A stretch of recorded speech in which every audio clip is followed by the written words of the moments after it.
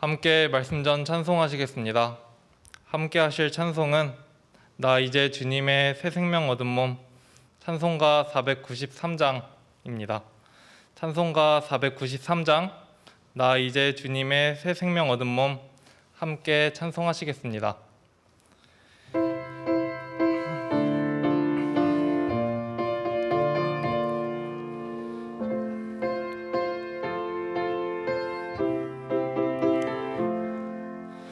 나 이제 주님의 새 생명 얻은 몸 옛 것은 지나고 새 사람이로다.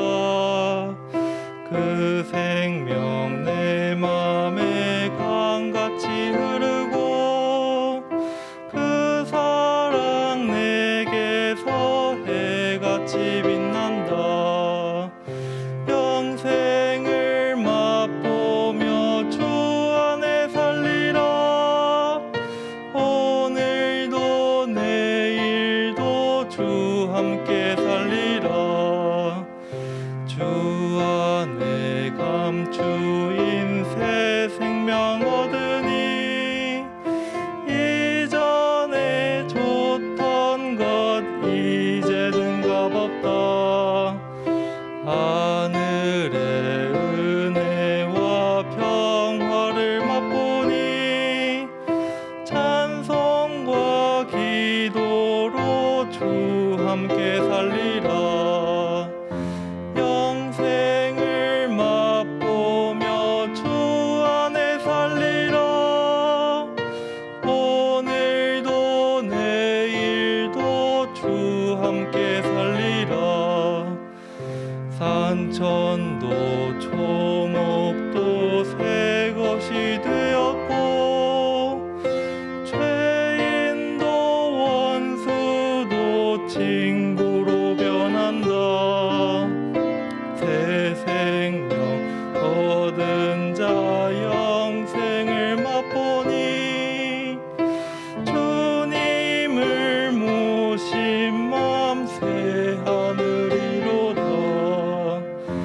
영생을 맛보며 주 안에 살리라. 오늘도 내일도 주 함께 살리라. 주 따라 가는 길 험하고 멀어도 찬송을 부르며 뒤따라가리라. 나 주를 모시고 영원히 살리라. 날마다 섬기며 주 함께 살리라. 영생을 맛보며 주 안에 살리라. 오늘도 내일도 주 함께 살리라.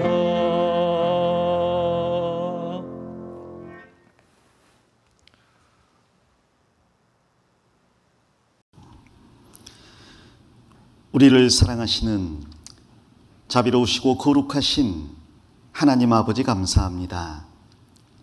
한 주일 동안 하나님의 놀라운 말씀인 성경을 공부할 수 있는 귀중한 시간을 허락해 주시고 하나님의 살아계심과 예수 그리스도의 구원자 되심을 분명히 알게 하심에 감사드립니다.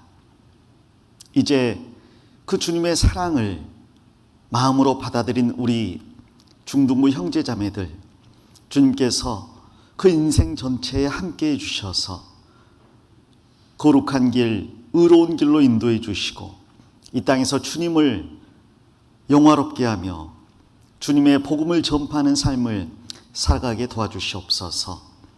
먼저는 청소년의 시기에 하나님 앞에 우리의 육체를 깨끗하게 하고 하나님이 쓰실 때까지 예비된 그릇으로 다듬어 나갈 수 있도록 도와주시옵소서. 우리의 말과 행실이 주님을 닮아가며 우리의 가치관이 이 세상 눈에 보이는 것이 아닌 영원한 천국을 바라볼 수 있도록 도와주시기 원합니다. 오늘 말씀 가운데도 주님 함께해 주셔서 하나님의 뜻을 분명히 알게 도와주시고 그 뜻에 순종해 살아갈 수 있도록 축복해 주시옵소서. 우리를 사랑하시는 예수님 이름 받들어 기도드립니다. 아멘. 오늘 말씀은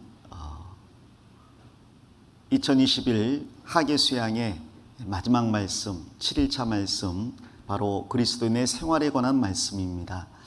오늘 90분간 전할 내용을 제목을 통해 확인해 보도록 하겠습니다. 오늘은 그리스도인의 신앙생활인데 부제로 구원의 3단계라고 제목을 붙였습니다. 여러분이 잘 아시는 것처럼 구원받은 사람들은 이제 그 삶이 하나님 보실 때 합당한 삶, 구별된 삶이 되어야 됩니다. 그러한 삶을 살다가 주님 오실 때 주님의 영광에 들어가는 것이 우리의 운명이 되겠죠. 그래서 오늘 공부할 내용은 첫 번째, 영혼의 구원. 바로 어제까지 여러분이 말씀을 들은 복음을 정리를 하고요. 그리고 난 다음 그 복음을 깨달은 사람, 구원받은 그리스도인은 어떤 삶을 살아야 되는지 생활의 구원에 대해서 말씀을 드리려고 합니다. 그리고 최종적으로 우리의 소망이자 그리스도인의 구원의 최종 단계인 몸의 구원에 대해서 말씀을 드릴 겁니다. 이 영혼의 구원, 생활의 구원, 몸의 구원이란 단어 자체는 성경에 나와 있지 않지만 그러나 성경 전체가 바로 이것을 이야기하고 있는 겁니다. 그래서 원래 구원이란 말을 사용할 때는 이 세 가지 전체를 포함한 내용이지만 그러나 우리가 서로 교제하는 가운데 구원 받으셨습니까? 라고 질문할 때는 이 중에 첫 번째 영혼의 구원을 물어보는 거예요. 이걸 구별할 줄 알아야 신앙생활에 혼란이 없습니다. 그리고 이것을 구별해 나갈 때 우리가 이제 신앙생활의 출발점에 서 있는 걸 알게 되고 나머지 삶을 전심전력해서 달려갈 수 있을 겁니다. 이 말씀 가운데 주님께서 여러분에게 이 세 가지 구원에 대해 구별할 뿐 아니라 그것을 실제 삶에서 이루어 나갈 수 있기를 원합니다. 성경 디도서 2장을 찾겠습니다. 신약성경 349쪽 디도서 2장입니다.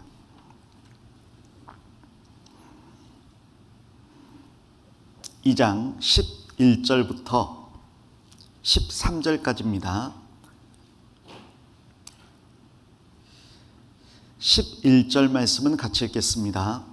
모든 사람에게 구원을 주시는 하나님의 은혜가 나타나. 그 다음은 제가 읽겠습니다. 우리를 양육하시되 경건치 않은 것과 이 세상 정욕을 다 버리고 근신함과 의로움과 경건함으로 이 세상에 살고 복스러운 소망과 우리의 크신 하나님 구주 예수 그리스도의 영광이 나타나심을 기다리게 하셨으니. 14절은 같이 읽겠습니다. 그가 우리를 대신하여 자신을 주심은 모든 불법에서 우리를 구속하시고 우리를 깨끗하게 하사 선한 일에 열심하는 친백성이 되게 하려 하심이니라. 됐습니다.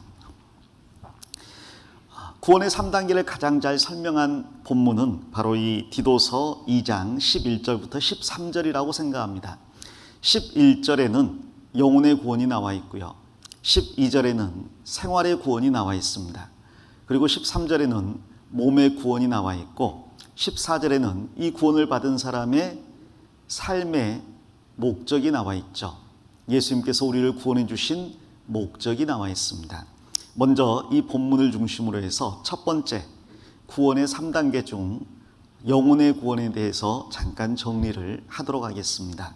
다시 한번 11절을 제가 읽으면 모든 사람에게 구원을 주시는 하나님의 은혜가 나타나. 여기서 말하는 구원은 영혼의 구원을 이야기하는 거예요. 그 영혼의 구원은 이 세상 모든 사람에게 하나님이 주신 선물입니다.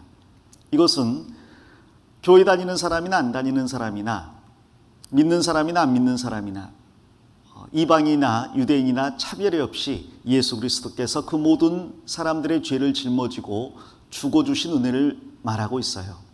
문제는 이것을 받아들이는 사람, 즉 믿음으로 받아들이는 사람이 있는가 하면 배척하는 사람이 있다는 거죠. 모든 사람에게 구원을 주시는 그 놀라운 은혜는 거저 주시는 사랑입니다. 하나님께서 아무런 조건 없이 모든 사람에게 거저 주시는 사랑이란 거죠. 원래 은혜라는 말의 뜻이 받을 자격이 없는 사람에게 거저 베풀어 주시는 사랑이란 뜻입니다.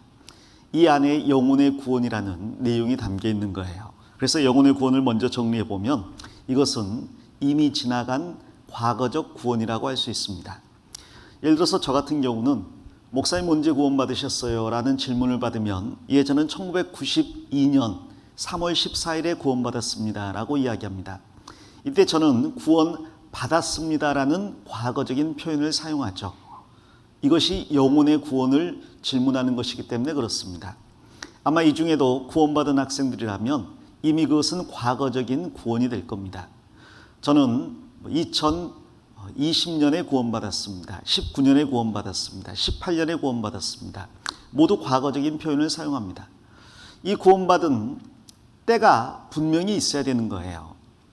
그래서 이 때가 혹 몇 년 몇 월 며칠인지 정확히 기억이 나지 않는다 할지라도 그 때를 기억하는 것은 우리에게 굉장히 의미가 있고 중요한 겁니다. 어떤 사람이 언제 구원받으셨습니까? 물었을 때 글쎄요, 저는 잘 모르겠습니다. 그게 언젠지. 그러면 그 말을 들으면서 고개부터 갸우뚱하게 됩니다. 분명히 구원받은 날이 있을 텐데, 물론 그 날을 기억하지는 못할 수 있겠지만 그 날이 있을 텐데 언젠지 잘 모르겠습니다 라고 이야기하면 마음속에 갸우뚱하는 의문이 생기는 거죠. 그래서 자신이 구원받은 날짜를 기억하는 게 필요합니다. 앞서간 많은 그리스도인들은 자신의 삶을 되돌아보면서 자신이 처음 모든 죄를 용서받았다는 사실을 깨달은 그 날을 언급하고 기억하고 또 기념을 해요. 물론 그 날 자체가 중요한 건 아니겠지만 그러나 구원받은 그 사실 자체는 잊을 수 없는 거거든요.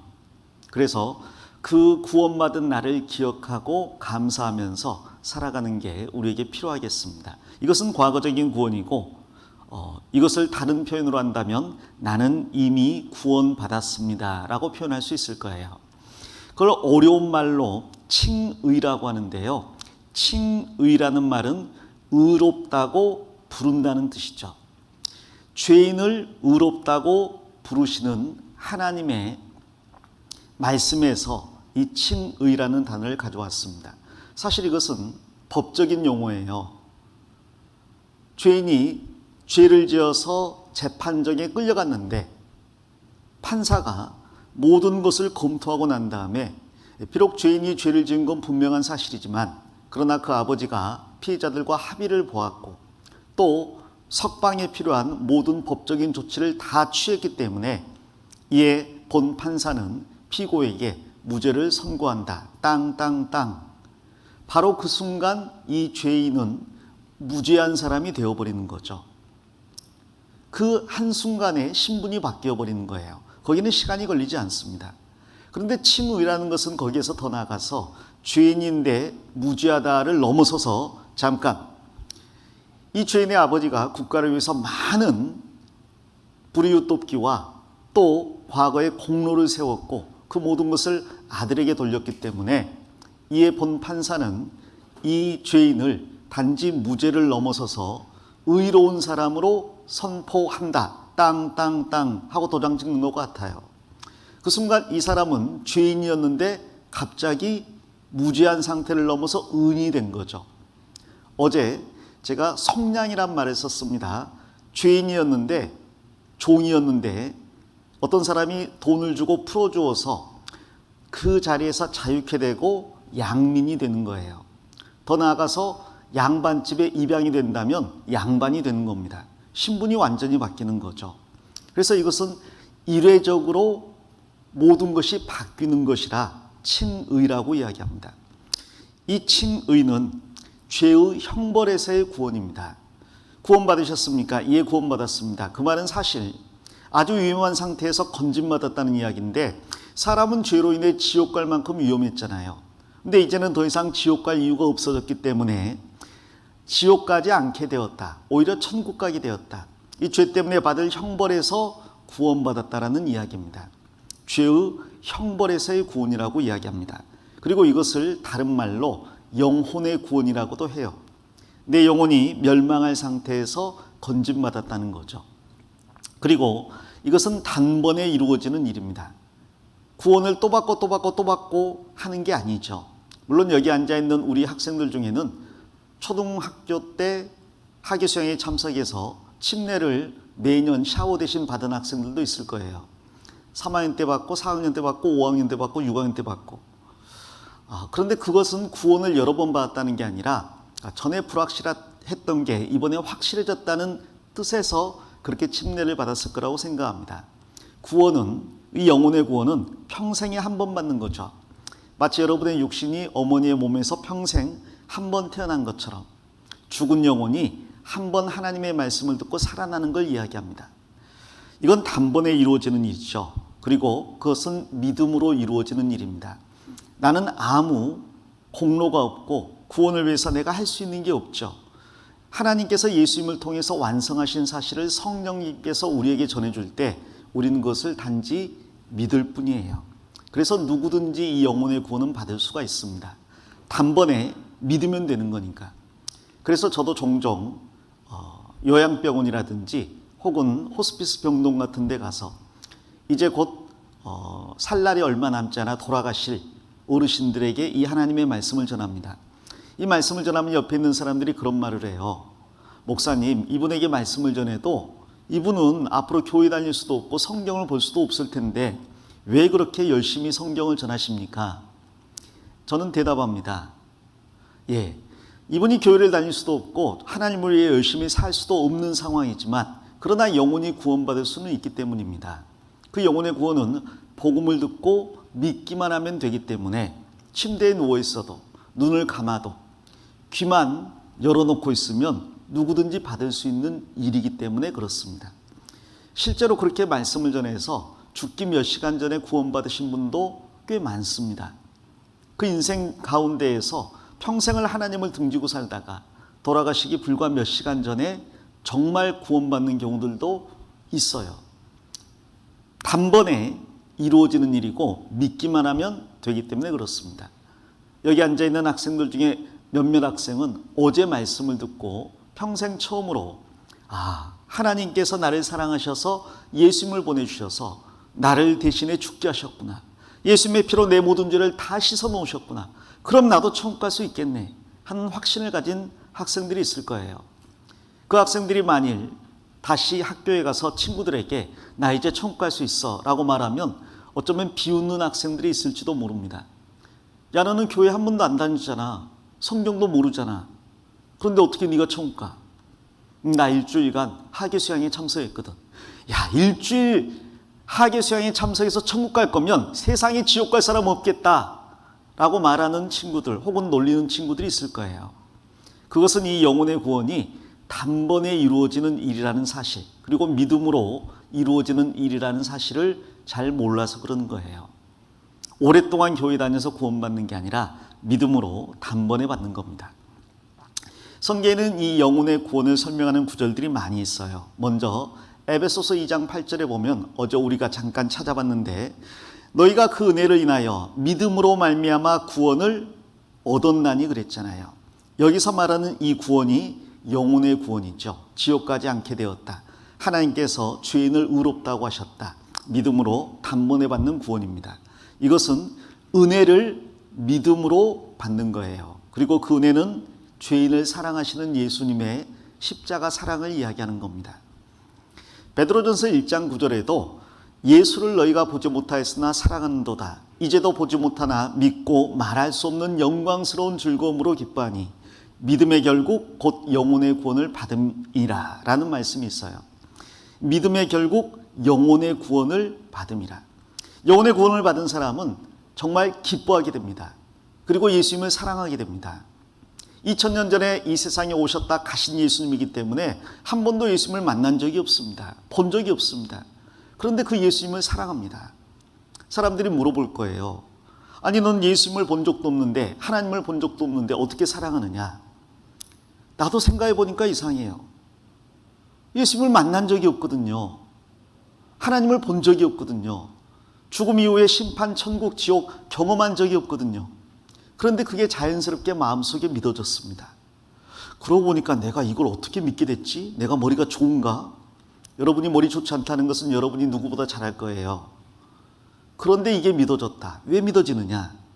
바로 영혼의 구원이 내 안에 이루어졌기 때문이에요. 성령께서 내 안에 오셔서 보지 못했던 일을 확신 가운데 심어주신 겁니다. 야, 이 생각해보면 기적인 거예요. 이 땅에 사는 사람이 하늘에 계신 하나님을 믿고 사랑하는 거잖아요. 100년도 못 사는 인간이 영원히 살아계신 하나님과 관계를 맺는 거잖아요. 육체를 입고 있는 인간이 영이신 하나님을 알고 사랑하는 거잖아요. 죄 많은 인간이 영원히 계시며 거룩하신 하나님을 사랑하는 거잖아요. 이 땅 대한민국에서 별로 보잘것없는 인간이 하나님의 아들이 되어서 하나님을 아버지라고 부르는 거잖아요. 지금은 천사보다 낮은 우리인데 천사보다 높은 존재가 되어서 영광받을 것을 믿고 있는 거잖아요. 지금 내 수중에는 10,000원짜리 한 장이 없는데 온 세상, 아니 온 우주가 내 것이라는 것을 마음속으로 믿고 있는 거잖아요. 더 나아가서 우리는 영원히 살 것을 믿고 있는 거거든요. 어떻게 이걸 믿을 수가 있을까? 그건 기적이에요. 바로 영혼의 구원을 받았기 때문에 이런 게 자연스럽게 믿어지는 겁니다. 요한복음 5장 24절에도 이런 말씀이 있습니다. 내가 진실로 진실로 너희에게 이르노니, 예수님이 하시는 모든 말씀은 진실이기 때문에 진실로라는 말을 사용할 필요가 없습니다. 그러나 예수님께서 강조를 하실 때에는 이 진실로라는 단어를 2번을 사용하셨어요. 그래서 성경에서 2번 혹은 3번 연속 나오는 말씀들은 전부 강조의 의미가 있다고, 중요한 말이라고 생각하시면 됩니다. 내가 진실로 진실로 너희에게 이르노니, 내 말을 듣고 예수님의 말씀을 들었어요. 또 나 보내신 이를 믿는 자는, 예수님을 보내신 분은 하나님이십니다. 예수님의 말씀을 듣고 또 예수님을 보내신 하나님을 믿는 자는 영생을 앞으로 얻을 것이라고 했습니까? 얻었다고 했습니까? 얻었어요. 이미 나에게 영생이 있는 겁니다. 영생이 이미 나에게 있다면 이건 이루어질 수 있어요? 없어요? 없습니다. 영생이 이미 나에게 있는데 이루어진다면 영생이라는 말을 쓸 수가 없는 거죠. 그래서 구원받은 사람이 혹 앞으로 살면서 죄를 짓거나 실수를 하더라도 그 사람의 영생은 이미 주어진 것이기 때문에 이루어질 수도 없고 빼앗길 수도 없는 거예요. 그러니 나는 영생이 있다고 말할 수 있는 거죠. 미국의 유명한 복음 전도자가 성도의 가정에 신방하면서 한 사람 한 사람 그 구원에 대해서 확증을 하고 있었습니다. 한 아주머니가, 목사님 어떻게 이 땅에 살면서 영생을 얻었다고 말할 수가 있습니까? 천국에 가봐야 하는 거 아닙니까? 라고 반문을 하니까 그 목사님이 이 요한복음 5장 24절을 찾아준 거예요. 자매님, 여기 믿는 자는 영생을 얻었다라고 하나님이 말씀하셨습니다. 그리고 저는 예수님의 말씀, 복음의 말씀과 하나님을 믿습니다. 그러므로 하나님의 말씀에 근거해서 영생을 얻었다고 이야기합니다. 그랬더니 그분이 그렇게 말하는 건 너무 교만한 거 아닌가요? 우리는 겸손해야 되지요 라고 이야기를 했어요. 그 목사님 하시는 말씀이 하나님의 말씀을 그대로 받아들이지 않는 게 더 교만한 겁니다. 내 생각과 하나님의 말씀이 다르더라도 우리는 우리 생각을 버리고 하나님 말씀을 받아들여야 됩니다. 하나님께서 이미 믿는 자는 영생을 얻었다고 하셨습니다. 그때 그 여자분이 처음으로 구원을 확신하게 되었어요. 우리도 마찬가지입니다. 우리 생각이 어떠하든 하나님께서 영생을 얻었다라고 하셨기 때문에 이걸 받아들여야 된다는 거죠. 심판에 이르지 아니하나니, 가끔 우리가 잘못을 하면 두렵습니다. 내가 이런 죄를 지었는데 과연 구원받은 사람일까? 내가 정말 천국에 갈 수 있을까? 옆에서 어머니나 부모님도 자꾸 자극을 해요. 너 정말 구원받은 애 맞아? 근데 왜 자꾸 그런 거짓말을 해? 그러면 마음에 찔림이 되어서 정말 내가 구원을 받지 않아서 이러는 건가? 하고 의심을 하고 괴로워합니다. 자, 그런데 그럴 때 자기 마음을 보기보다 하나님의 말씀을 봐야 돼요. 하나님께서 말씀하신 것을 믿는 게 중요한 겁니다.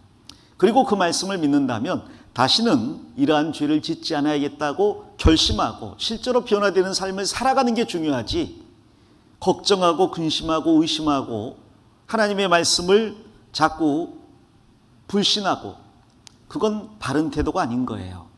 말씀을 믿고 그리고 그 말씀에 순종해 살아가려고 노력하는 것이 중요합니다. 물론 하나님의 살아계심을 모른다든지, 자기가 죄인이고 지옥과 운명이라는 걸 모른다든지, 한 번도 진지하게 생각해보지 않았다면 문제가 있겠죠. 더 나아가서 복음을 정확히 모른다면 정말 구원일 수 없을 겁니다. 근데 그 모든 것을 다 알고도 항상 의심만 하고 성경으로 나아오지 않는 학생들이 많아요. 그래서 제가 종종 상담을 하는데, 왜 왔니? 저 구원에 의심이 들어서요. 그래. 쭉 이야기를 해봅니다. 하나님 살아계신 것도 확신한다고 이야기해요. 자기가 죄인인 것도 누구보다 잘한다고 이야기합니다. 예수님이 나 대신 죽었다는 것도 분명히 알고, 그래서 하나님이 내 죄를 기억지 않는다는 말씀도 안다고 해요. 그래, 그렇게 다 아니까 그러면 예수님께서 너희 죄를 용서하셨다는 구절 몇 구절만 이야기해 볼래?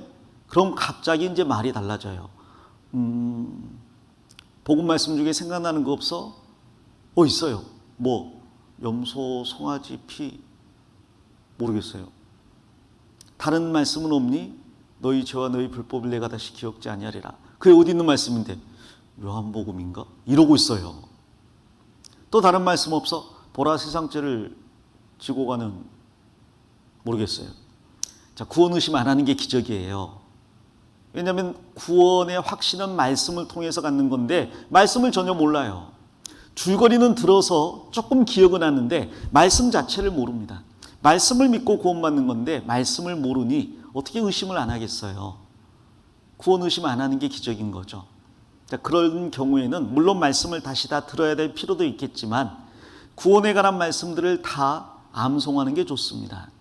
그리고 그 말씀을 근거로 살아가려고 노력하는 게 중요한 거예요. 그럴 때 점점점 확신이 들어오고 나중에는 의심하지 않을 수 있게 됩니다. 집회만 참석하고 스크린에 띄워주는 말씀만 듣고 구원받았어요라고 말하는 것은 금방 없어져 버릴 확신에 해당될 거예요. 그래서 진짜 사라지지 않는 확신을 위해서 우리는 성경을 스스로 읽고 묵상하고 암송할 필요가 있습니다.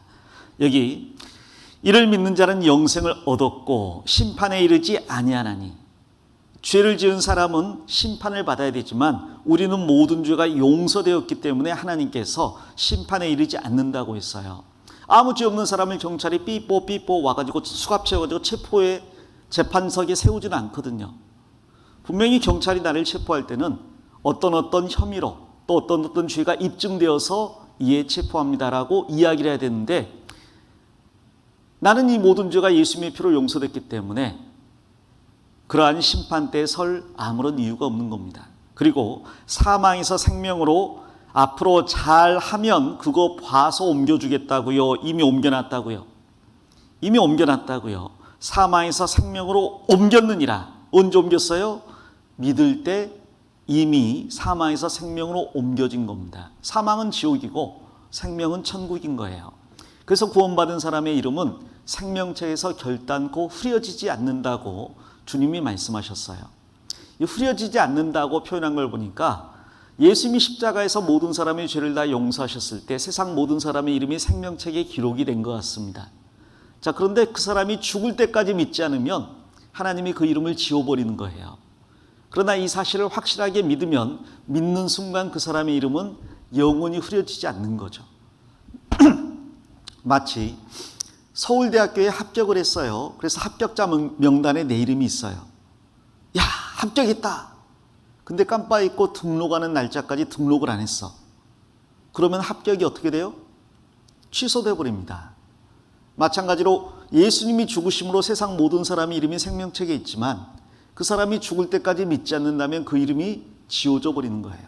우리는 믿을 때 생명책에서 결단코 그 이름을 흐리지 아니하리라고 주님이 말씀하셨습니다. 그래서 영생을 얻었고 심판에 이르지 아니하고 사망에서 생명으로 옮겼느니라. 과거적인 구원, 영혼의 구원을 설명하는 구절입니다. 어떤 사람은 아니 나는 아무것도 안 했는데 하나님이 다 용서했다니까 좀 의심이 들어요 라고 하는 학생이 있을 수 있습니다. 자, 그런데 그건 하나님의 사랑이 어떠한 특성을 가지고 있는지 알면 도움이 될 것 같아요. 자, 하나님의 사랑은 첫 번째 완전한 사랑이에요. 그렇기 때문에 그분이 죄를 용서하는 범위도 완전히 용서하는 겁니다. 우리 인간은 불완전한 사랑을 가지고 있기 때문에 다른 사람이 죄를 용서한다고 하지만 마음속에 완전한 용서가 안 돼요. 그래서 가끔 그 친구가 잘못한 걸 기억하고 떠올리기도 하고 또다시 보복하려는 마음도 같습니다. 우리는 다른 사람을 완전히 용서하기 어려운 불완전한 존재라는 거죠. 그러나 하나님은 완전하신 분이기 때문에 그분의 용서도 완전한 용서입니다. 나와 똑같이 생각하시면 안 되는 거예요. 또 그분의 사랑은 무한한 사랑이에요. 사람은 유한한 존재이기 때문에 무한한 속죄를 생각하기 어렵습니다. 영원한 속죄를 생각하기 어려운 거예요. 사람은 어떤 사람이 나에게 잘못하면 몇 번은 용서할 수 있어요. 그러나 계속 용서하기는 너무 어렵습니다. 심지어 부모로 할지라도 자식이 계속 잘못하면요, 야, 너 안 되겠다, 너 호적에서 너 나가, 그런 말이 입에서 나올 때가 있습니다. 정말 부모가 내 아들이지만 정말 내 마음에서 이제는 놨어요, 그렇게 말할 때가 있다니까요. 그건 사람이 유한한 존재이기 때문이에요.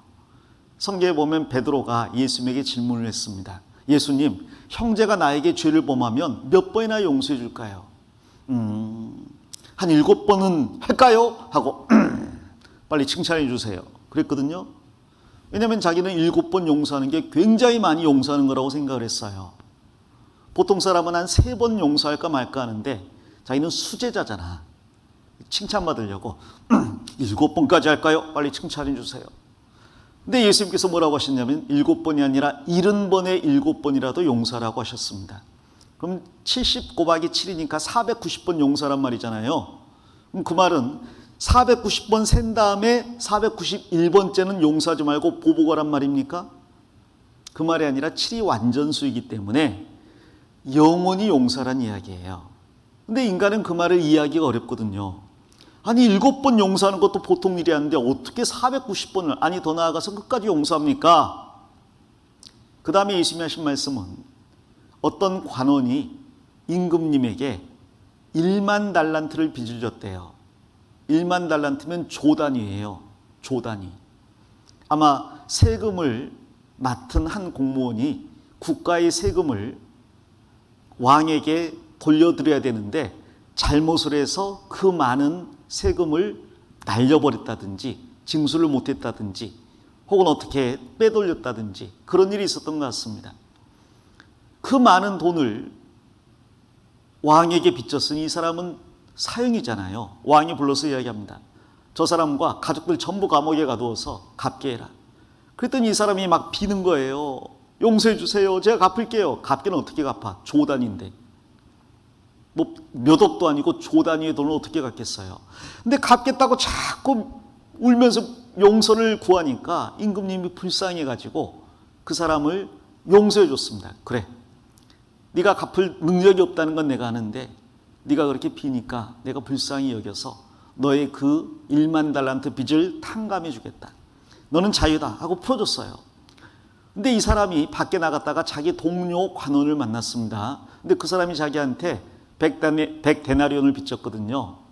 우리로 하면 몇백만 원 정도예요. 그런데 이 사람 목을 잡고 조이면서, 우리말로 초크, 영어구나, 목을 조이면서 숨 못 쉬게 캑캑하면서 빨리 갚아, 빨리 갚아, 갚을게요 그랬더니 안 돼, 갚을 때까지 안 놔줘 하고 감옥에 가둬버린 거예요.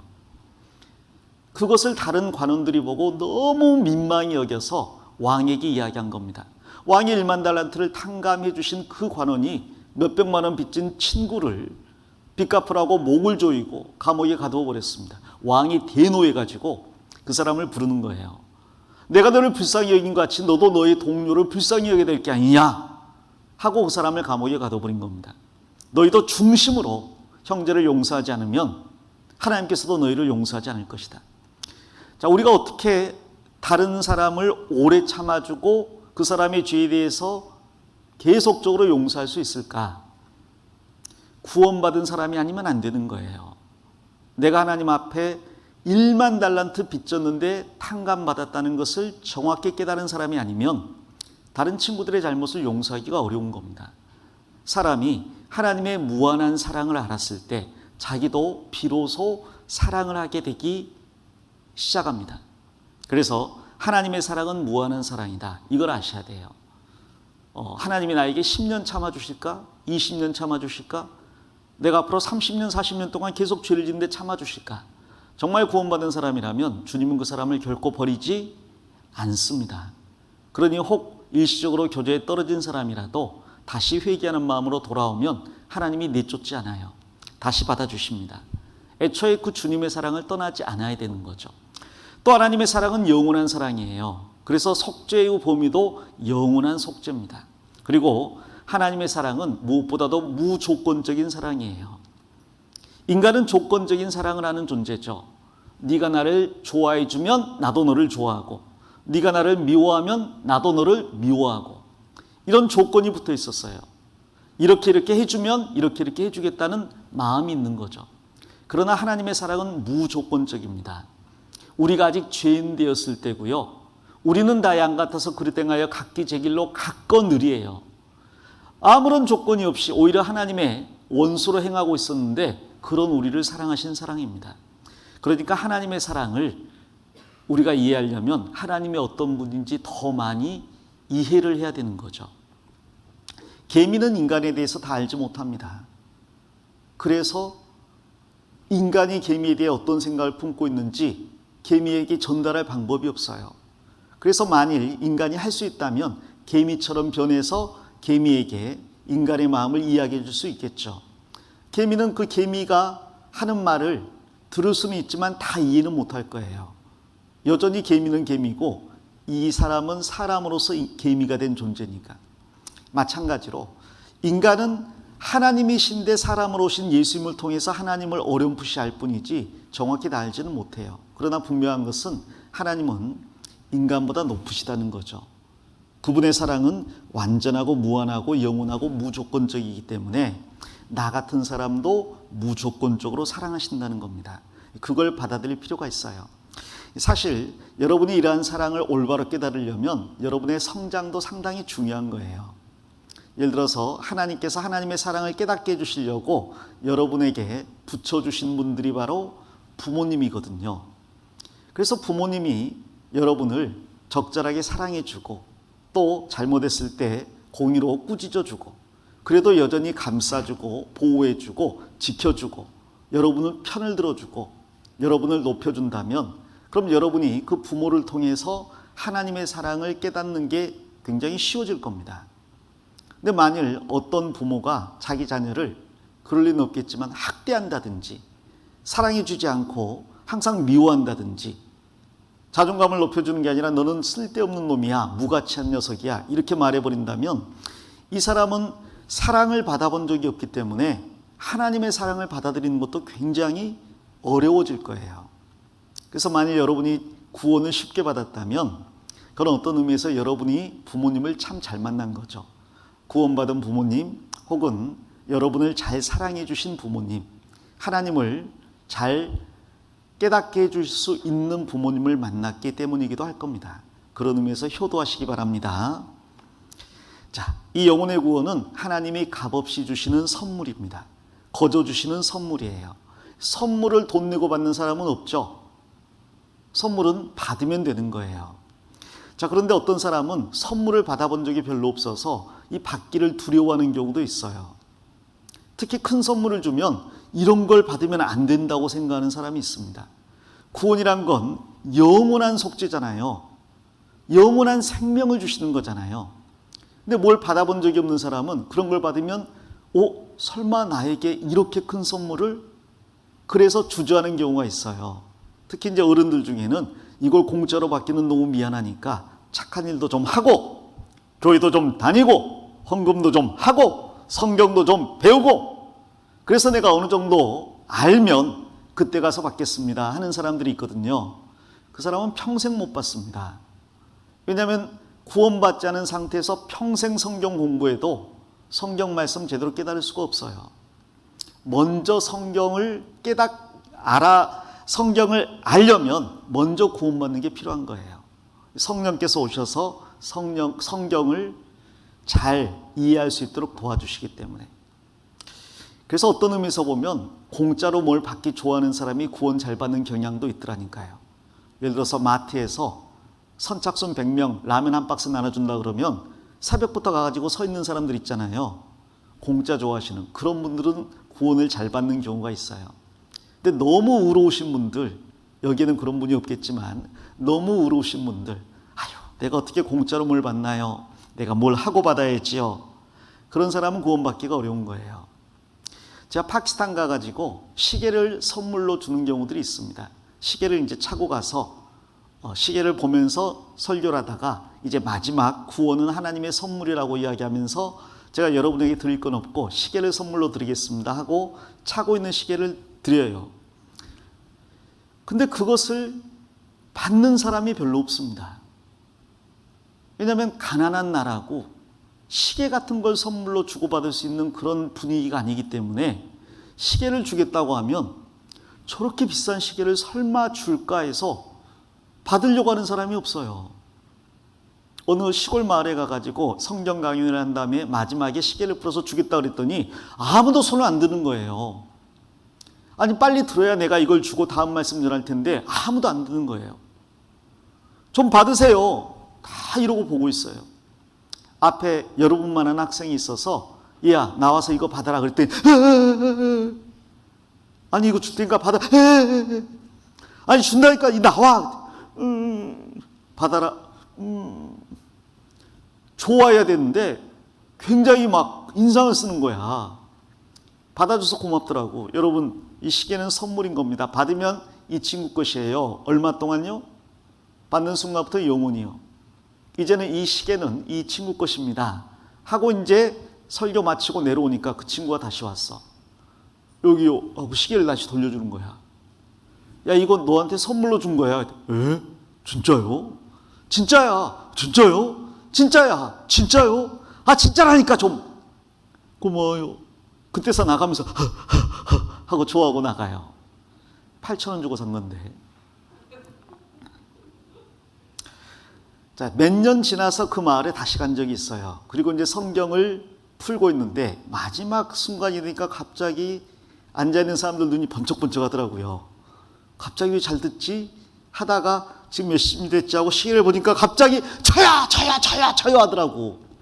그 사이에 소문이 났어. 마지막 날 시계 받으려고 전부 눈이 초집중을 하더라니까. 근데 그때는 제가 비싼 시계 차고 갔거든. 안 줬지요. 예. 선물은 주는 사람 마음이잖아요. 자, 화면을 보겠습니다. 영혼의 구원은 하나님이 주시는 선물이에요. 그런데 공짜입니다. 공짜로 주시는 선물. 가치가 없어서 공짜가 아니라 사람이 돈 주고 살 수 없기 때문에 공짜인 거예요. 에베소 2장 8절에서 10절에 너희가 그 은혜를 인하여 믿음으로 말미암아 구원을 얻었나니 이것이 너희에게서 난 것이 아니요 하나님의 선물이라 그랬죠. 구원을 얻었습니다. 그것은 믿음으로 얻은 선물인 거예요. 공짜입니다. 그런데 이 공짜로 주는 선물을 사람들이 무가치하게 여겨서 안 받는다면 말씀드린 것처럼 그건 가장 큰 죄가 돼요. 이제 이 세상에는 죄라는 건 딱 하나 남아있는 거죠.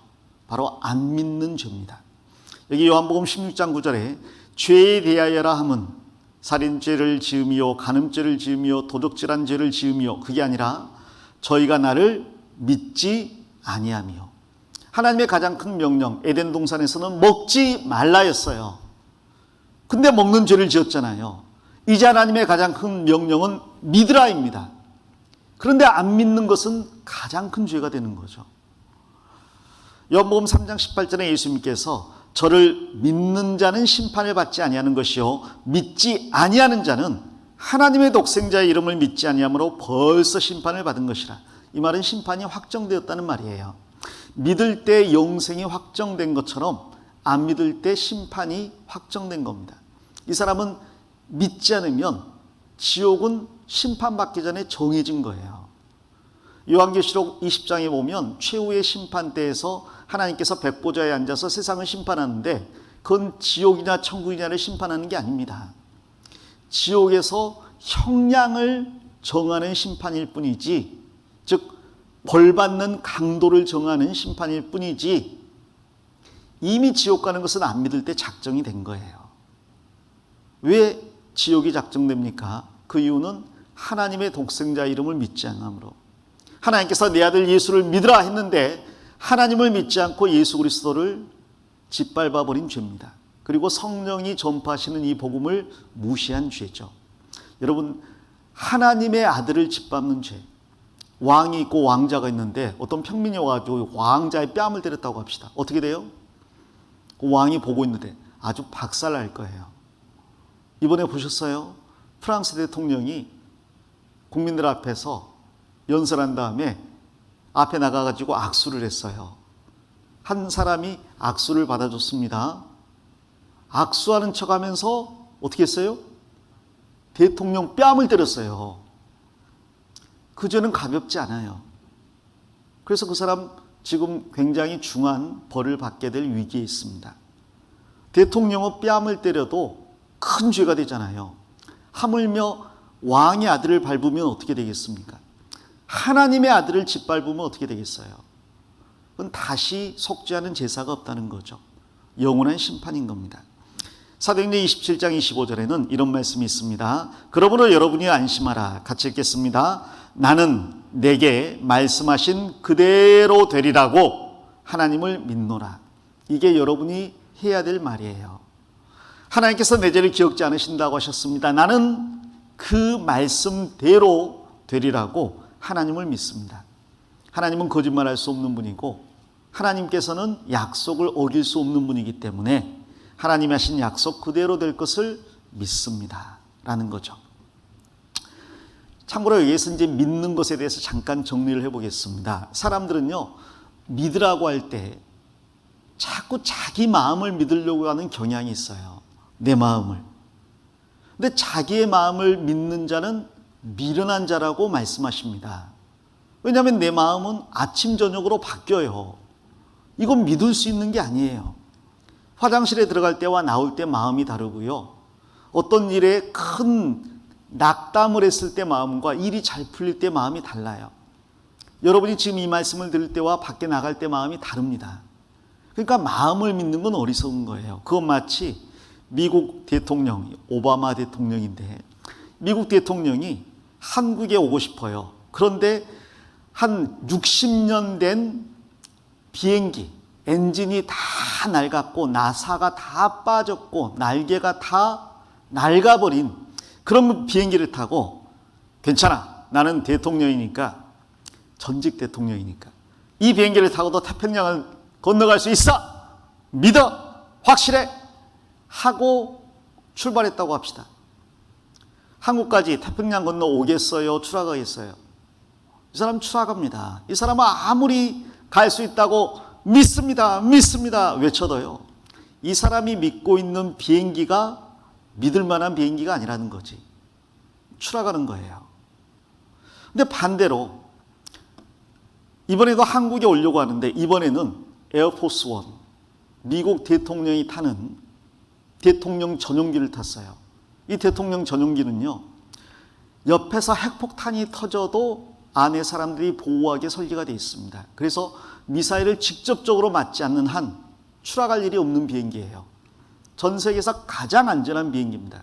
미국 대통령이 타는 차도 비스트라고 하잖아요. 웬만한 그 요격이나 미사일 공격에도 버틸 수 있는 정말 짐승 같은 차예요. 가장 안전한 비행기, 안전한 차를 미국 대통령이 타고 다니거든요. 제가 이 에어포스 원 비행기를 탔어요. 그런데 마음이 불안해. 걱정이 돼. 행여라도 이 비행기가 추락하면 어떡하지?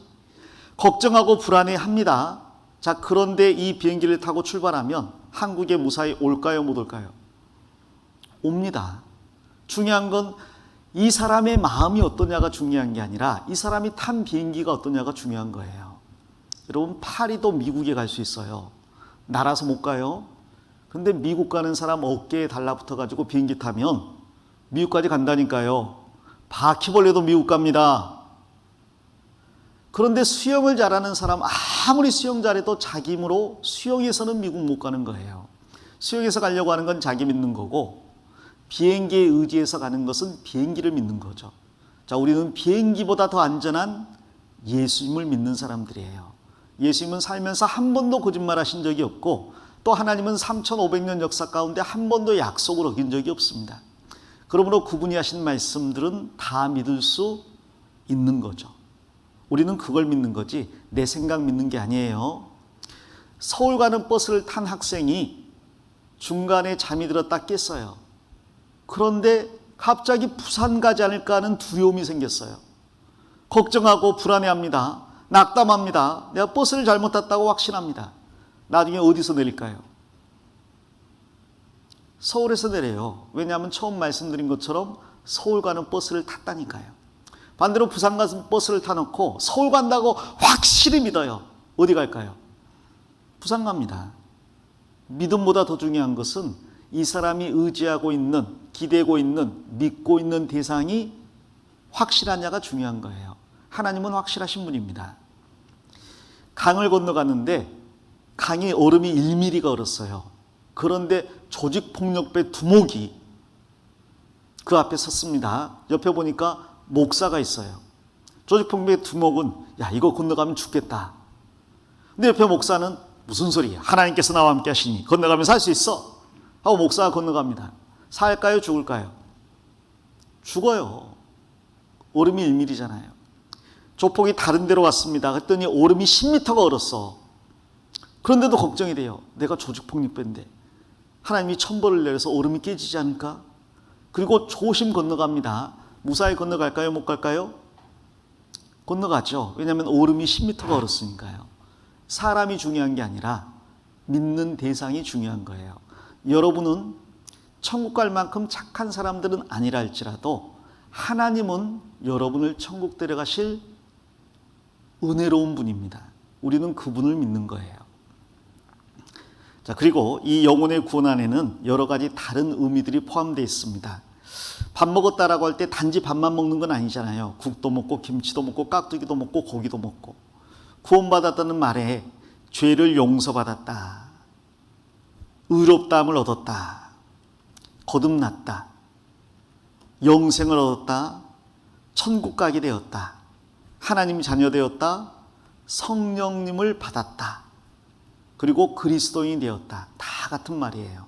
이 중에 제일 핵심이 되는 말은 모든 죄를 용서받았다는 겁니다. 그게 의롭다함 받은 거고 거듭나는 거고 영생을 얻은 거고 천국 가는 거고 하나님 자녀 되는 거고 성령을 받게 된 거고 그리스도인이 된 거예요. 죄 사함이 없으면 나머지 다 잘못돼 버리는 거예요. 죄 사함이 없는 구원은 없습니다. 자, 이제 이 구원의 3단계 중에서 두 번째 단계로 넘어가 보겠습니다. 이 두 번째 단계는 디도서 2장 12절에 나타난 생활의 구원입니다. 여기 12절, 우리를 양육하시되 경건치 않은 것과 이 세상 정욕을 다 버리고 근신함과 의로움과 경건함으로 이 세상에 살고.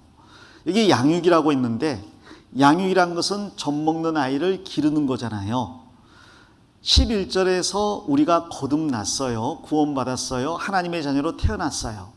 하나님은 하나님의 자녀로 태어나면 기뻐하시지만 그 이후는 우리가 올바르게 잘 성장하기를 원하십니다. 그래서 하나님은 우리를 생명을 주실 뿐 아니라 양육을 하셔요. 마치 부모가 자녀를 낳아줄 뿐 아니라 길러주시는 것처럼 하나님은 우리를 양육하십니다. 하나님의 자녀로 키워나가십니다. 어떻게? 이 세상에서부터 경건치 않은 것, 이 세상 정욕을 버리게 하셔요. 우리는 천국에 가면 경건해질 겁니다. 우린 천국에 가면 세상 정욕을 다 잊어버리게 될 거예요. 거기서 멀어지게 될 겁니다. 천국에 가면 근신하게 되고 의롭게 되고 경건하게 될 거예요. 자, 그러나 천국에 갔을 때 이렇게 되는 게 아니라 하나님은 이 세상에서부터 우리가 거룩하게 살기를 원하신다는 거죠. 이 세상에서 완전히 거룩해지지는 않는데요. 그런다 할지라도 거룩을 향해 달려가기를 원하십니다. 그리고 나서 천국에서 완전히 거룩해지기를 하나님이 계획하신 거예요. 우리는 이 세상에서 경건하게 살라고 하나님이 구원해 주신 겁니다. 이 세상에서부터 거룩하게 살라고 구원해 주신 거예요. 그러니 나중에 예수님 오시면 그때 거룩해지겠지. 지금은 하고 싶은 거 하자. 그게 구원해 주신 이유가 아니라는 거죠. 부모는요, 자녀가 태어났을 때 기뻐하지만 그 다음에 자녀를 양육하면서 자녀가 잘 되기를 원합니다. 다른 친구들 이상으로 내 아이가 잘 되기를 원해요. 그게 모든 부모의 마음이고 바람이잖아요. 하나님은 우리가 예수님만큼 거룩해지기를 원하셔요. 예수님은 하나님인데 우리가 그럴 수 없잖아요. 아니, 예수님도 육체를 입고 이 세상에 사셨거든요.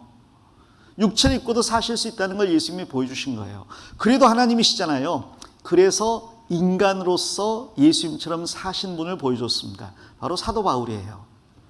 사도 바울은 인간이었고 우리와 똑같은 사람이고 구원받기 전에는 구원받은 사람들을 핍박하고 죽이기까지 했던 죄수 중에 괴수입니다. 그러나 그 사도 바울도 복음을 깨닫고 나서 완전히 삶이 바뀌어서 정말 예수님의 삶을 재현했어요. 그것을 주님께서 보여주십니다. 아유, 사도 바울은 사도 중에서 신약성경 14권이나 기록한 최고 사도잖아요. 우리하고는 비교가 안 되는데요. 그래서 하나님께서 사도 바울의 믿음의 아들인 디모데나 디도 같은 사람을 보여주십니다. 이 디모데나 디도 같은 사람도 바울처럼 예수님처럼 살아간 사람들이거든요. 그분들은 전도인들이니까 그러죠. 우리는 학생인데요. 그래서 평신도 중에서 하나님을 위해 열심히 사는 많은 사람들의 모습이 성경에 나와 있습니다. 형제가 됐건 자매가 됐건 유대인이 됐건 이방인이 됐건 모든 사람이 다 작은 예수처럼 살 수 있으며 마땅히 그래야 된다는 것을 성경이 우리에게 요구하고 있어요. 성경은 비록 아이라도 그 말과 행실에 바른 것을 드러낼 수 있다고 말씀하십니다. 여러분에게 바울처럼 삶을 지금 현재 요구하진 않아요. 그러나 중학생으로서 여러분이 살 수 있는 방법이 있을 겁니다. 내 선에서 하나님을 기쁘시게 해드릴 수 있는 길이 있다는 거예요. 하나님은 그만큼을 원하신다는 거죠. 국가에서도 여러분에게 전쟁 나면 총 들고 나가 싸우라고 하지 않습니다. 아직 청소년이니까. 하지만 전쟁이 났을 때 최일선에서 싸우지는 않는다 할지라도 후방에서 할 일이 있다는 거예요. 여러분, 추수할 때는요, 보통 어른들이 추수를 합니다. 그러나 어린아이가 옆에 가서 할 수 있는 일도 있는 거예요. 바닥에 떨어진 곡식을 줍는 일도 할 수 있고 일하는 분에게 시원한 물을 갖다 드릴 수도 있는 거예요. 그걸 원하시는 거죠. 여러분이 여러분의 나이에서 주님을 드러낼 수 있는 삶을 살기를 원하시는 겁니다. 그걸 생활의 구원이라고 해요. 이 생활의 구원은 현재적 구원입니다. 구원받은 그날은 이미 지나갔고요. 그 이후로 지금부터 계속해서 구원을 이루어가는 거예요. 그래서 나는 지금 구원받고 있습니다 라고 표현을 하는 거죠. 여기서 말하는 구원받고 있습니다는 영혼의 구원이 아니라 생활의 구원입니다. 이것은 어려운 말로 성화라고 하는데 성스럽게 변해가는 거예요. 예수님처럼 변해가는 과정이에요. 이것은 죄의 세력으로부터의 구원입니다. 어제까지는 죄가 나를 유혹했을 때 꼼짝없이 죄를 지었어요. 그러나 이제는 그 죄로부터 멀어지려는 노력을 해야 된다는 겁니다. 구원받기 전과 구원받은 후가 똑같을 수 없어요. 인간 역사도 예수님이 오실 때를 기준으로 해서 기원 전과 기원 후로 나뉘잖아요. 예수님 오시기 전과 후로 나뉘잖아요.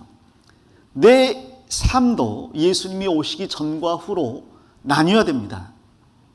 BC와 AD가 따로 있는 거예요. 구원받는 그 순간, 예수님이 내 안에 들어온 순간 나는 그전과 결코 같을 수가 없습니다. 만일 전과 똑같다면 그 사람은 구원받았을 리가 없어요. 예수님은 내 안에 오셔서 주인으로 나를 바꿔 나가시거든요. 어떤 방이 있습니다. 낡고 아주 벽지도 다 지저분해져 있어요. 근데 아주 깔끔한 성격을 가진 사람이 그 집을 얻어서 들어갔습니다. 그 사람은 그 모든 걸 보고 가만 내버려 두지 않을 거예요. 낡은 벽지를 다 뜯어내고 새로 도배를 하고 더러워진 것들을 다 닦고 청소를 하고 장판도 새로 깔고 깨끗한 환경을 만들어 나가겠죠. 하물며 예수님께서 내 안에 들어오셨어요. 성령으로서 내 안에 들어오셨습니다. 그 예수님께서 내 안에 있는 더러운 것들을 그냥 두고 보지 않으셔요. 그걸 마치 라이트를 비치듯이 내 구석구석을 비춰서 드러내십니다. 내 안에 이런 죄가 있음을 나에게 깨닫게 해주시고 그걸 마땅히 버려야 됨을 알려주셔요. 자, 그러나 그것을 실제로 버리고 안 버리고는 내가 해야 될 일입니다. 내가 노력을 해야 되는 거예요. 하나님께서는 내 안에서 하나님의 원하시는 뜻을 알려주시고 나의 어두운 것을 드러내 주시고 그걸 바꾸라는 압력을 주시지만 그럼에도 불구하고 그걸 바꾸고 안 바꾸고는 내가 하는 거예요. 그리고 내가 얼마만큼 하나님의 말씀에 순종해서 삶을 바꾸었느냐에 따라서 천국에서 영광이 달라집니다. 너는 작은 일에 최선을 다했으니 큰 것으로 너에게 맡기겠다. 내가 내 삶의 잘못된 습관을 바꾸려고 조금 노력했을 뿐인데 하나님께서 잘하였다 착하고 충성된 종아, 내가 너에게 많은 것을 맡기겠다라고 하시는 거예요. 그래서 구원받는 그 순간 우리는 우리 육체의 죄성과 싸워야 됩니다. 그리고 세상과도 싸워야 되고 사단 마귀와도 싸워야 돼요. 그중에 여러분은 청소년기에 있기 때문에 제일 먼저 육체와 싸울 필요가 있어요. 여러분의 육체는 여러분이 생각하는 것보다 더 빨리 자라갈 겁니다. 그리고 여러분도 여러분의 육체가 빨리 자라는 것을 불안해하고 혼란스러워하고 또 어려워할 거예요. 어른들은 별로 자라지 않잖아요. 오히려 키가 줄잖아요, 저 같은 경우. 자, 그러나 여러분은 생각 이상으로 빨리 자라고 덩치는 커졌는데 정신은 여전히 어린아이 상태 그대로 있거든요. 중학교 1학년 남학생 보면 초등학교 3, 4학년하고 별로 다를 바가 없어요. 코 흘리고 쉬는 시간에 먹을 거 먹으러 다니고 밖에 나가고 땀 흘리고 집에 가서 안 씻고 누워 자고 다음날 어제 땀 흘린 옷 그대로 뒤집어 입고 나오고 전혀 별 변화가 없어 보입니다. 근데 몸은요 쑥 커 있거든요. 그러니까 정신은 초딩인데 몸이 중딩 혹은 고딩이야. 그러니까 정신이 몸을 못 따라가. 혼란스러워합니다. 하나님께서 그것을 일부러 허락하신 것 같아요. 왜? 이제 청년이 되고 성인이 되면 세상과 싸워야 되고 마귀와 싸워야 되거든요. 근데 그 전에 먼저 자기 육체를 다스릴 수 있어야 된다고 그 육체를 다스리는 훈련의 시간을 주신 것 같습니다. 청소년의 시기. 이 육체가 크면서 많은 욕구들이 나와요. 예전에 없었던 욕구들이 나옵니다. 특별히 청소년 때는 이성에 대한 호기심, 성욕 같은 게 막 상승하거든요. 근데 그러한 것들을 잘 다스리지 못한다면 나중에 세상과 싸우기도 어렵고 마귀와 싸우기도 어렵습니다. 물론 그게 한꺼번에 지금 시작되고 있지만 주된 여러분의 싸움의 대상은 여러분의 육체라는 거예요. 그 육체의 소욕과 싸워야 됩니다. 청소년기가 되면요 부모에게도 함부로 대하는 성향이 있어요. 왜? 등치가 갑자기 커져가지고 엄마 아빠만 해줬거든요. 예전에는 내가 어리니까 이러고 있다가 해볼만 한데 특히 이제 남학생들은 어머니에 대해서 나보다 키도 작고 힘도 없으니까 그냥 대충 하려고 하는 경향이 있어요. 아버지는 팔씨름 한번 해볼게요. 아직은 안 되겠군. 찌그러져 있어야지.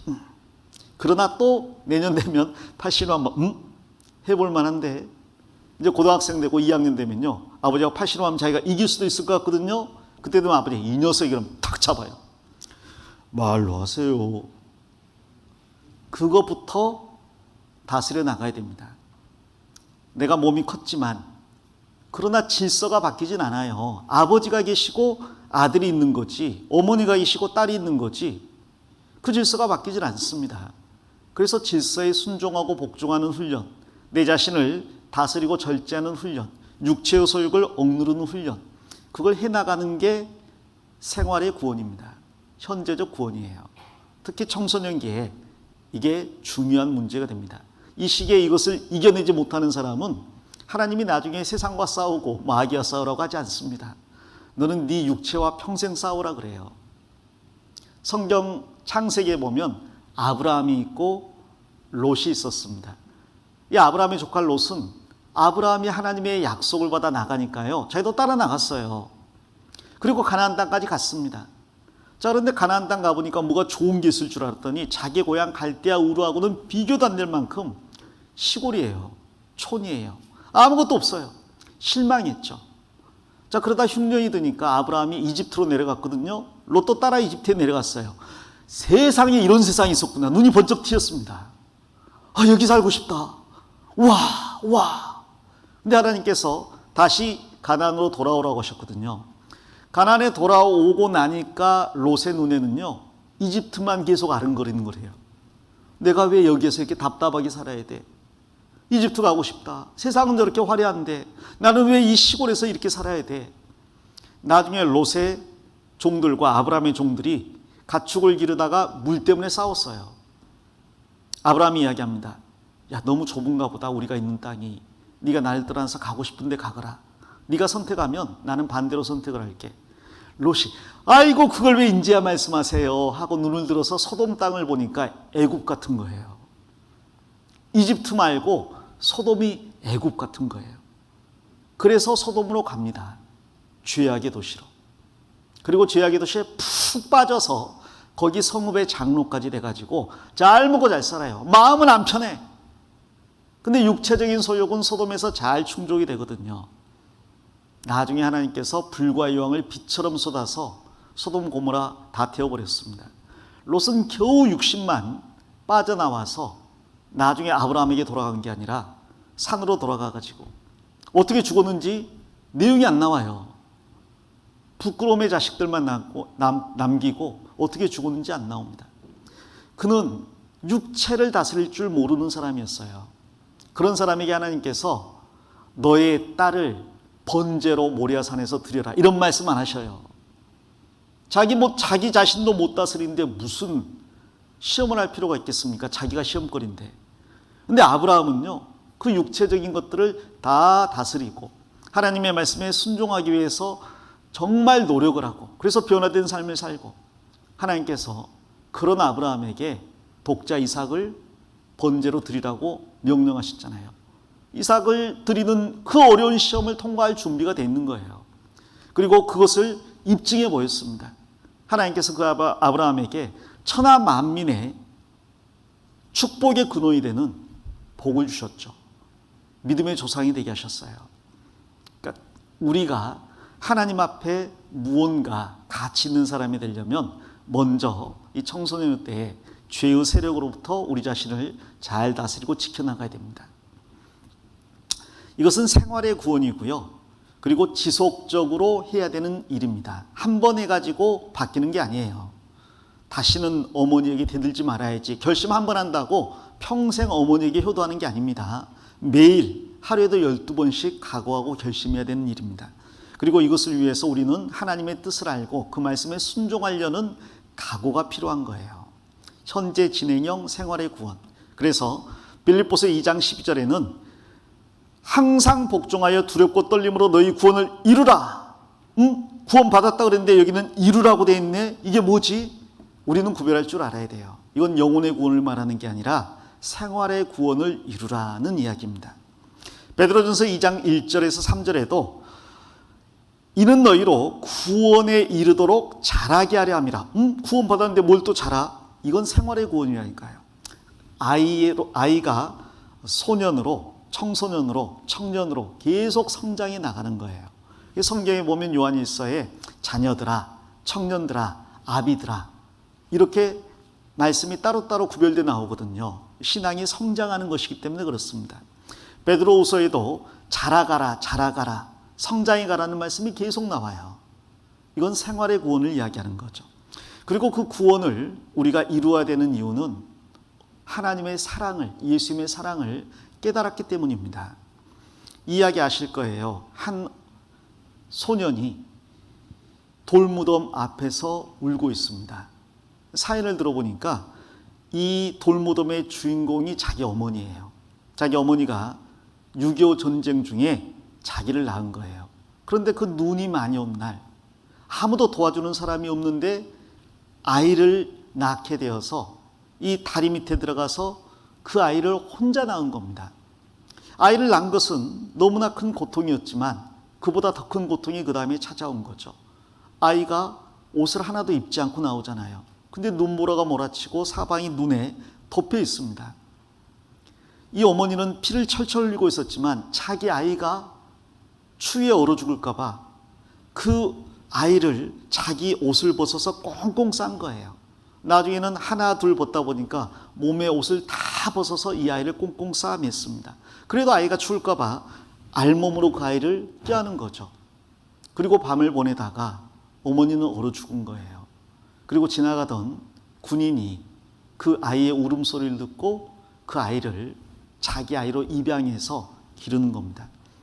미국에 가서 그 부모 밑에서 성장했지만 자기 모습이 부모하고 다르잖아요. 이 아이가 어느 정도 컸을 때 부모님이 이야기를 해준 거예요. 사실 나는 너희의 친아버지 어머니가 아니다. 너희 어머니는 한국에서 전쟁 중에 너를 낳다가 그 추위에 너를 껴안고 얼어 죽으셨다. 내가 그 어머니를 돌무덤으로 그냥 묻어두었는데 네가 정말 원한다면 같이 가보자꾸나. 아이가 울면서요, 같이 가자고. 그래서 같이 온 거예요. 그때도 겨울이었던 겁니다. 그 산을 올라가가지고 어머니의 돌무덤을 가보니까 너무너무 초라한 그 돌무덤에 눈이 덮여가지고 있는 거예요. 아이가 그 돌무덤에서 자기 어머니를 한참을 생각하면서 눈물을 흘립니다. 어머니 저 때문에 얼마나 추우셨어요. 그때는 이보다 더 추우셨죠, 어머니. 그러더니 갑자기 자기 옷을 하나씩 벗어서 그 어머니의 무덤에 덮어준 거예요. 그리고 자기도 알몸으로 어머니의 무덤을 딱 껴안아 준 겁니다. 그 어머니의 사랑을 알고 보답을 하는 거죠. 우리는 그렇게 못한다 할지라도요, 그래도 적어도 보답하려는 마음은 있어야 돼요. 예수님이 나 대신 죽은 것에 대해서 내가 다 알지는 못하지만 적어도 보답하려는 마음은 있어야 됩니다.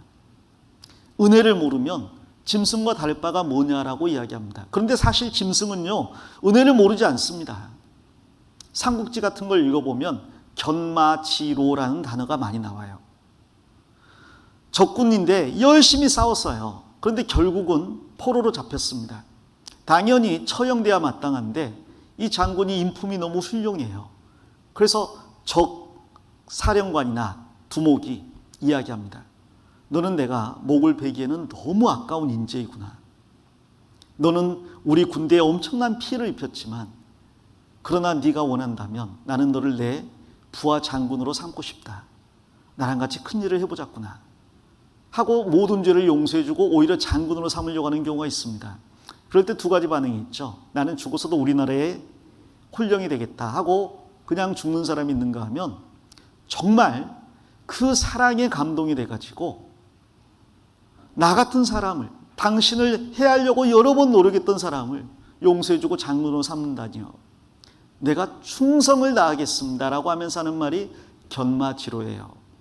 개견자 말맞자예요. 가장 천한 게 개고 가장 일 많이 하는 게 말입니다. 저는 주인님 아래에서 가장 천한 개처럼 혹은 가장 힘들게 수레를 끄는 말처럼 제가 할 수 있는 모든 노력을 다하겠습니다. 가장 밑바닥에서 아무것도 바라지 않고 이름 없이 빚도 없이 수고를 다하겠습니다. 그리고 정말 주인을 위해서 충성을 다하다가 나중에 주인을 위해서 죽는, 기쁘게 죽는 그런 군인들의 이야기가 많이 나옵니다. 어떤 사람은 자기 주인의 은혜가 너무 크니까요, 저 같은 사람을 이렇게까지 사랑해 주셨으니 제가 주인 앞에서 간이나 뇌를 쏟아내고 죽은들 무엇이 아까우리까 하고 주인 위해서 목숨 바치는 충성된 장군들이 많았어요. 간을 내어 쏟는다, 뇌를 내어 쏟는다, 그런 표현까지 사용하는 거죠. 여러분, 개도요 주인 따르잖아요. 말도요 그 고생을 하지만 주인이 자기를 인도해주고 먹을 꼴을 주니까 그 수고를 아끼지 않잖아요. 성경의 가장 부정한 짐승이 나귀입니다. 나귀는 정말 부정한 짐승인데 나귀도요 주인의 수레는 알아요. 그래서 주인 수레 옆에 가가지고 저 묶어주세요 그래요. 그리고 주인의 손길도 알아요. 그 고집 세고 그 더러운 나귀가요 다른 사람이 끌면 안 갑니다. 이 나귀가 원래 말을 잘 안 들으니까 코에다가 뚜레를 해요. 코를 뚫고 나무로 고리를 해서 잡아당기거든요. 얼마나 아프겠어요. 혹은 입에 재갈을 물립니다. 입 안쪽에 이 이빨이 비었거든요. 거기에 쇠를 넣어서 잡아당겨요. 입이 찢어지잖아요. 얼마나 아프겠어요. 힘센 사람이 주인이 아닌데 그 나귀를 끌려고 잡아당기잖아요. 코가 찢어지고 입이 찢어져도 안 갑니다. 내 주인 따로 있다는 거예요. 짐승이 은혜를 모르는 게 아닙니다. 공중의 새는 때가 되면 자기 집으로 돌아옵니다.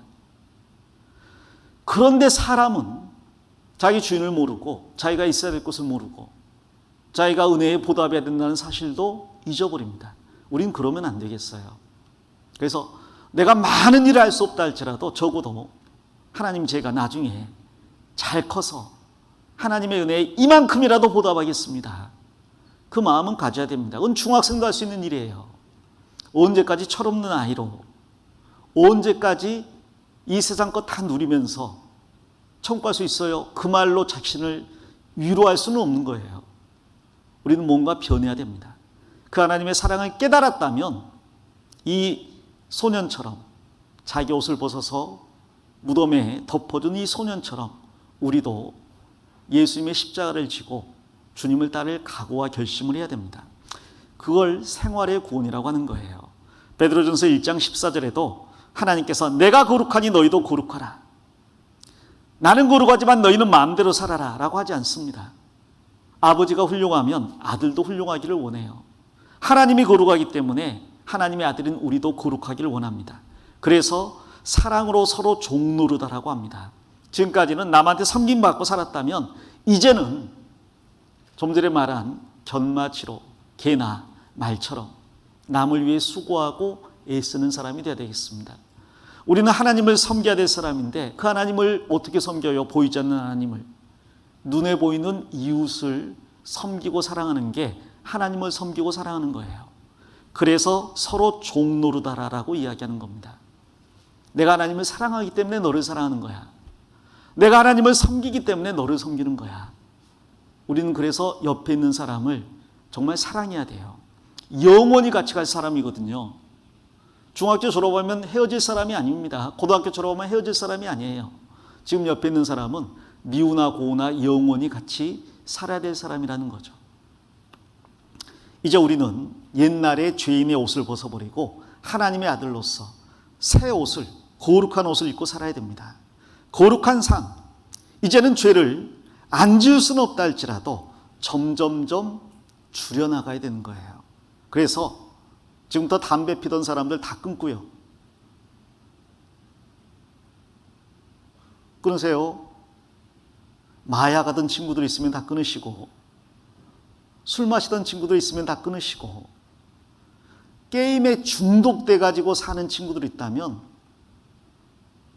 그 컴퓨터 부숴버리든지 아니면 부모님 방에 갖다 두든지 결심을 해야 됩니다.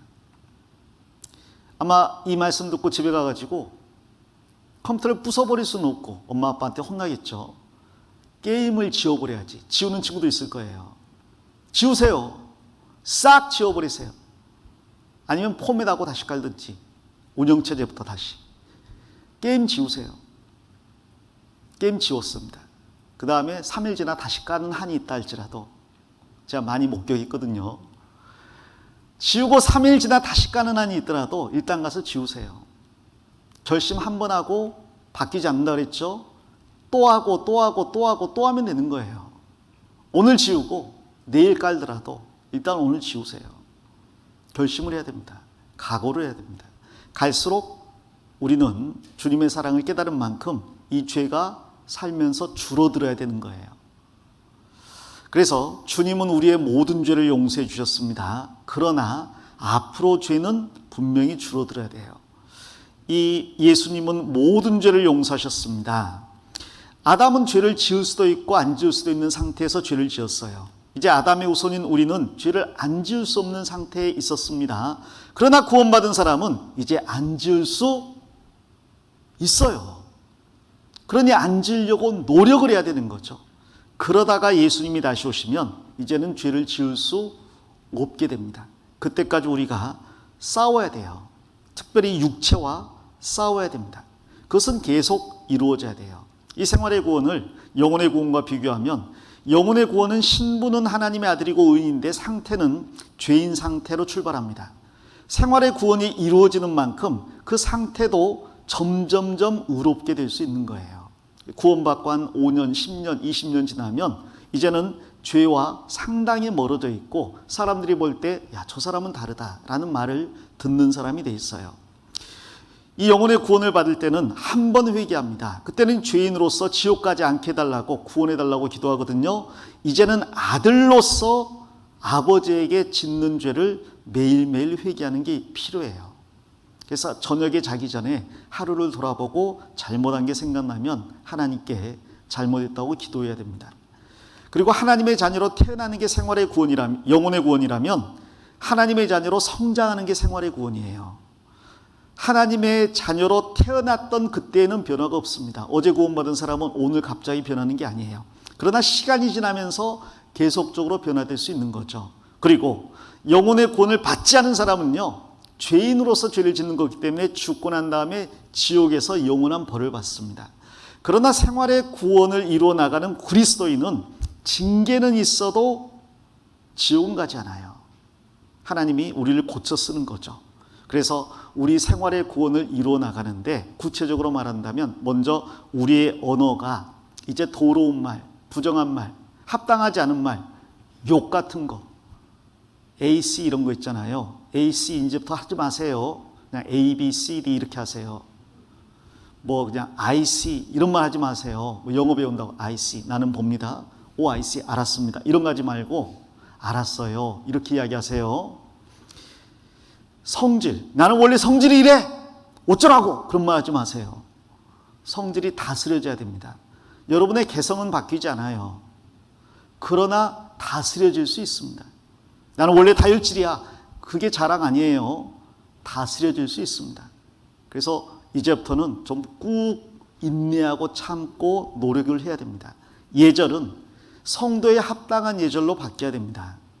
성도끼리는 저 안에 그리스도가 있는 거잖아요. 예수님이 저 사람 안에 계신 거잖아요. 그래서 모든 사람을 대할 때 존중하는 마음을 가져야 됩니다. 자기보다 어리더라도 존중해 줘야 돼요. 제가 여러분 앞에 섰을 때 공개적인 자리니까 존중하는 말을 쓰잖아요. 저희 아들보다 나이가 어리지만 그래도 2명, 3명이 있으면 존중해 주려고 일을 씁니다. 여러분은 스스로 여러분 친구들끼리 편하다고 함부로 대해서는 안 되겠어요. 존중해 주는 마음을 가져야 됩니다. 옷은 자신의 간증을 잘 드러내는 복장을 해야 됩니다. 너무 지저분한 옷을 입거나 너무 세상적인 옷을 입거나 너무 자기를 드러내는 옷을 입으면 안 되는 거예요. 옷은 그 사람을 드러내는 거거든요. 간호사 옷을 입었어요? 간호사예요. 소방대원은 간호사 옷을 입으면 안 돼요. 소방대원은 방호복을 입어야 될 거 아니에요. 경찰은 경찰복을 입어야죠. 군인은 군복을 입는 겁니다. 우리는 그리스도로 옷 입는 거예요. 그리스도인이라는 걸 드러내는 옷을 입어야 됩니다. 그래서 옷이 품질이 좋고 안 좋고를 떠나서 깨끗하게 입고 그리고 단정하게 입고 나를 너무 드러내지 않는 옷을 입어야 됩니다. 음식은 하나님께서 감사함으로 먹으면 버릴 것이 없다 그랬으니까 특별히 코로나 시대 때 말씀드린 것처럼 부모님이 주신 것은 감사함으로 잘 드셔야 됩니다. 그리고 인간관계는 중요한 건데 친구들 아무나 함부로 사귀면 안 됩니다. 여러분 때는 제일 중요한 게 친구예요. 친구들 따라가게 돼 있거든요. 자, 그런데 따라가려고 생각하지 말고 내가 친구들을 이끈다라는 거대한 야망을 가져보면 좋겠어. 내 친구들이 나를 따라오게 만들겠다. 내가 그리스도인인데 나에게 매력을 느끼고 나를 따라오게 만들겠다. 제가 그런 사람을 알아요. 친구들 전도를 굉장히 잘했어. 중학교 때 고등학교 때. 나중에 물어봅니다. 왜 저 친구 따라갔어? 그랬더니 뭔가가 있대요. 뭔가가 있는 친구래요. 그래서 많이 따라와서 많이 구원을 받았어요. 그 외에도 일상생활에서 하나님이 영광을 얻으시는 일은 하고 그렇지 않은 일은 안 하면 좋습니다. 혹시 이게 어떤 건가 의심이 된다면 안 하는 게 나은 거예요. 그렇게 생활의 구원을 이루어 나가야 되고 혹 그러다가 잘못하는 경우가 있죠. 그럼 하나님께서 내버려 두는 게 아니라 징계하셔요. 아들처럼 대우하기 때문에 징계합니다. 그렇게 징계하는 이유는 영광을 주기 위해서죠. 네가 훌륭한 아들이 되어서 나중에 하나님의 나라를 상속받을 때 더 큰 영광을 받기 원한다. 그래서 너를 아들처럼 징계한다고 하셔요. 그래서 잘못하면 혼냅니다. 부모가 자녀를 혼내는 것처럼. 하지만 여전히 혼나도 아들은 아들이에요. 여전히 부모님은 그 아들을 사랑합니다. 그러니까 징계받을 때 낙심하지 말고 하나님이 나를 사랑해서 이렇게 하시는구나 생각을 해야 되는 겁니다. 자, 우리는 순종함으로 더더욱 주님의 자녀라는 것을 확신할 수 있을 거예요.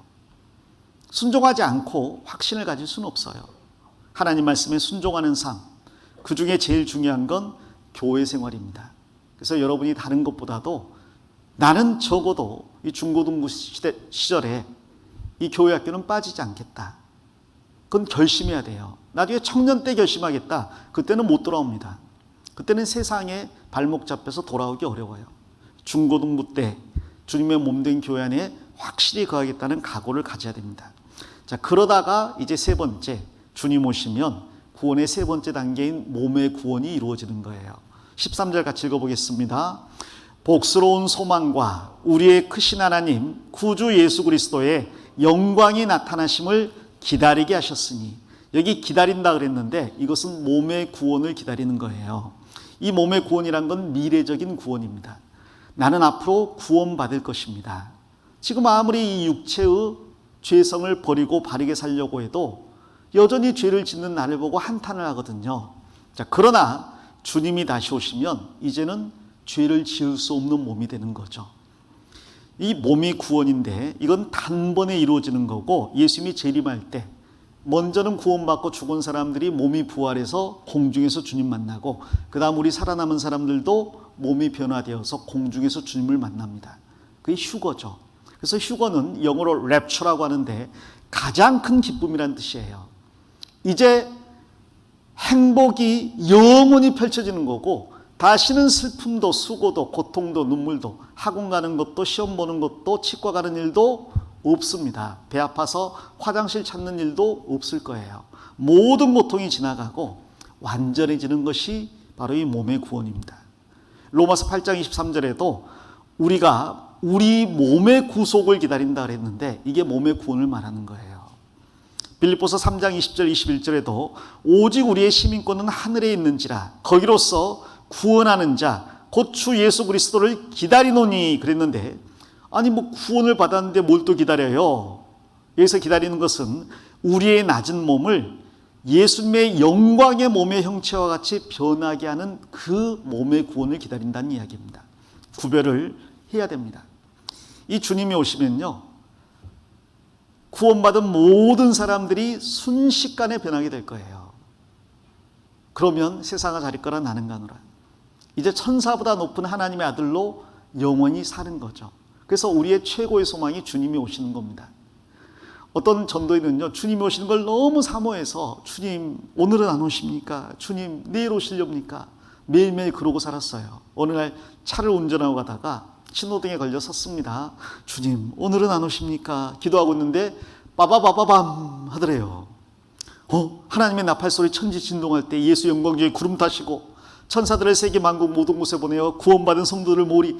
야, 이게 하나님의 나팔소리구나. 주님 하고 창밖을 내다보는데 빠바바바밤. 주님 저 여기 있어요. 빠바바바밤. 근데 왜 안 변하지? 빠바바바밤. 봤더니 뒤에서 차가 신호 바뀌었는데 왜 안 가냐고.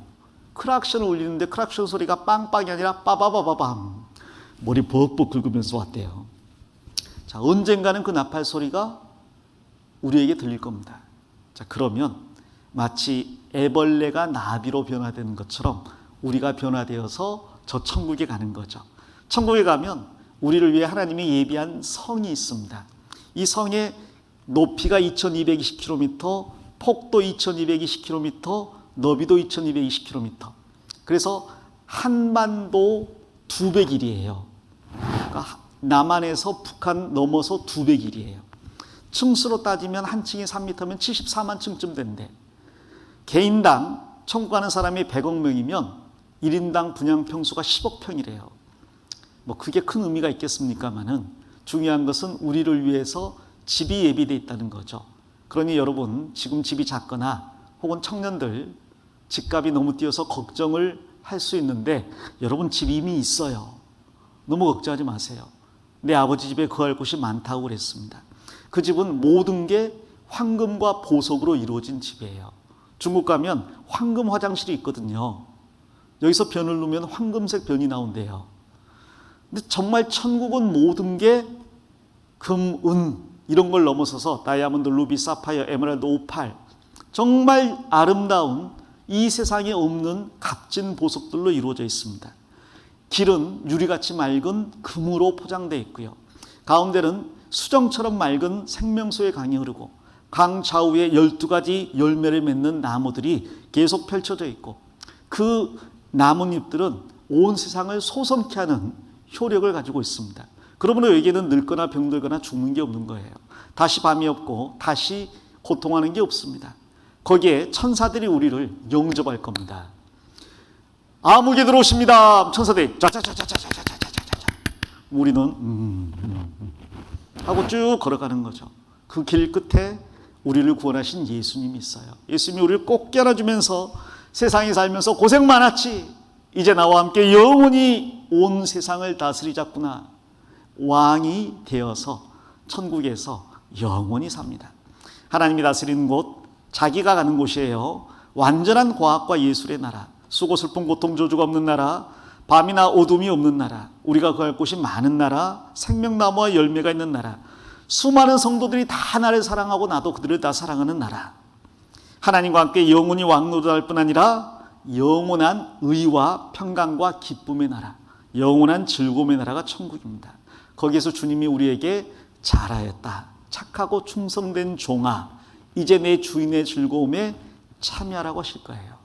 그게 몸의 구원이고 어려운 말로 영화라고 합니다. 우리는 영혼의 구원을 받았습니다. 이제 생활의 구원을 이루어 나가야 됩니다. 그러다 언젠가 몸의 구원을 맞이하게 될 겁니다. 영혼의 구원은 지나갔고요. 몸의 구원은 주님 오심이 이루어질 거예요. 이제 남아있는 건 생활의 구원이죠. 그래서 이 2021 학예 수양회가 끝나면 여기 앉아있는 모든 중학생 여러분이 전과는 다른 변화된 삶을 각오하는 학생들이 되었으면 좋겠습니다. 고생 많았습니다. 기도하겠습니다. 하나님 감사합니다. 한 주일간 중등부 학예 수양회를 인도해 주시고 오늘까지 이끌어 주심에 감사드립니다. 이번에 구원받은 학생들 주님의 몸된 교회 가운데 거하면서 그전과는 다른 참으로 변화된 그리스도인이 될 수 있게 도와주시옵소서. 이미 구원받고 교회 안에 있는 우리 중등부 학생들 주님께서 일일이 축복해 주시고 이 수양회를 계기로 더더욱 주님을 기쁘시게 하는 학생들이 되게 축복해 주시옵소서. 먼저는 우리 육체를 다스리고 부모님께 순종하며 교회 학교에 성실하게 임하는 우리 학생들이 되도록 축복해 주시옵소서. 훗날 주님 앞에 칭찬받는 그리스도인으로 서기를 간절히 원하며 우리를 사랑하시는 예수님 이름 받들어 기도합니다. 아멘.